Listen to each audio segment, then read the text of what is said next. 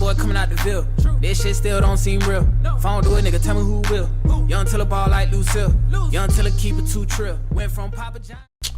Man, y'all ever been with a girl and you just fucking the shit out of her, right? And then she just looks you dead in the eye with a straight ass face. She hits you with a, give me some more dick, daddy, put it in deeper. My nigga, I have never been so mad before. If I had more dick to give you, I would give it to you. Why are you so stingy, girl? There's kids in Africa that would kill for dick, and you just being greedy, hogging it all up. Anyways, it's your boy Darquiesha, and I have a crazy life story for you guys about the time I got caught smoking weed. Before I hop right into this story, let me say I do not condone the injections of marijuanas in your arm, and I'm not responsible for what you guys do because you watch my video, but if you do get in trouble, you're still my nigga though. With further ado, let's hop right into the story. This story took place around my freshman year of high school.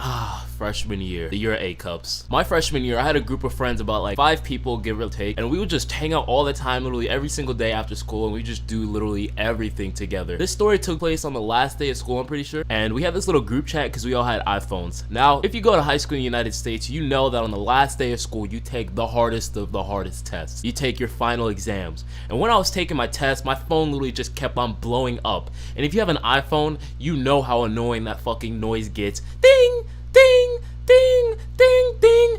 I picked up my phone out of my pocket and I had 355 unread text messages. See, someone just texted me in the middle of the video.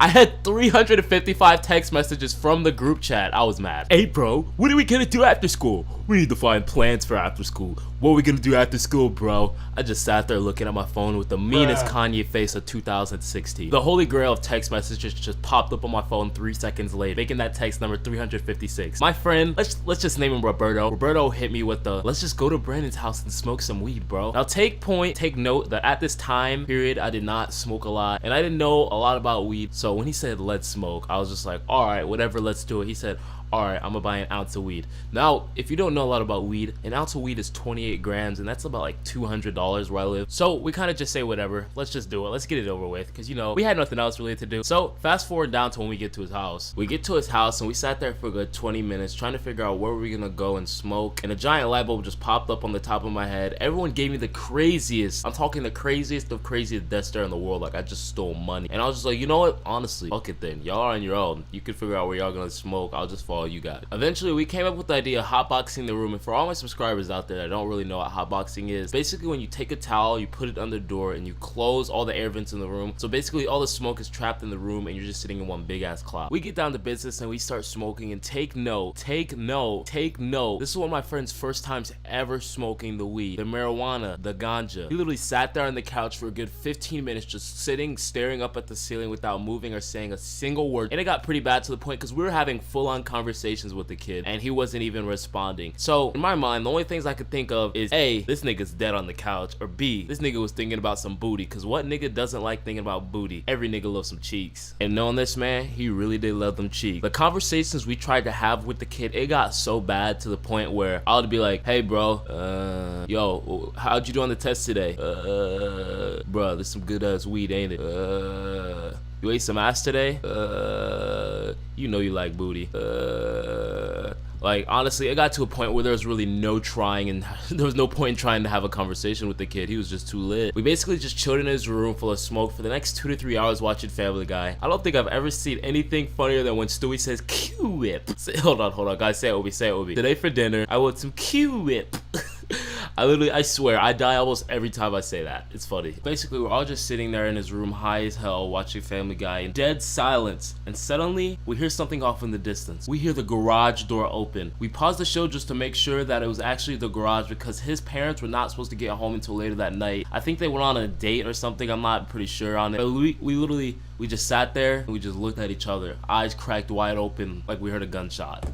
Suddenly, the kid I thought that just literally died on the couch, he got some kind of superpower, and he just literally hopped up off the couch like he was Bugs Bunny. It's like God gave him life or something, because I could have sworn the man was dead. He grabbed, I think it was axe. Yeah, he grabbed the axe off of the dresser, and he literally just starts running around the house going crazy, literally just spraying it everywhere. And you know what? That's honestly where we messed up. You never do stuff like that, because when his parents come inside, why does the house smell like axe?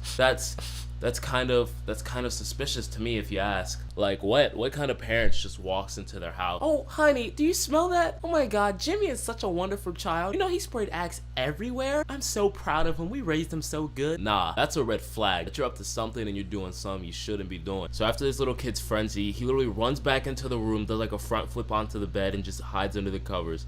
And we try to air out the room as much as possible, and we hid the weed like in his sister's room, I think. As soon as we hear the front door open, the first thing to come out of the guy's mouth was, "What's that smell? Oh, it smells disgusting in here." And you know, the first thing that came to my mind was, damn. We really goofed, bro. No.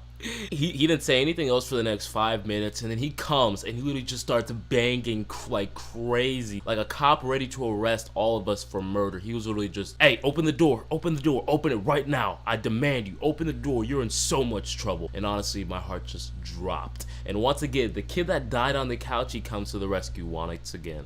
He literally gets up, hops from under the covers, and literally runs to the door, swings it wide open like one of those hard-ass GTA San Andreas car door swings. He just whoosh, hits the door on the wall. The door makes a hole in the wall. This kid, he does nothing but make the situation 1,000 times worse. He looks at him dead in the eye, pulls up his shirt with his stomach showing. "Sir, listen," take note, he's talking with his eyes closed, looking at my friend's dad. "Listen, sir, we're not doing what you think we're doing. So whatever you're thinking, throw it out of the window, because we're not doing it. Even if you think we're doing it, we're not doing it." I literally, bruh, I face palmed so hard. Then the kid, he literally just slammed the door in his face. Like, you're really just trying to make things worse. First there's a hole in the wall, now you just slam the door in the man's face. Next thing you know, this man literally, he sends the hardest kick of the century through the door. He kicks a hole through the door. I swear to God, this kid's dad is crazy. He kicks a hole through the door, and then he kicks the door wide open, and he just, one big smell. He looked at all of us. He gives the most dirtiest look. And honestly, I was like, dang,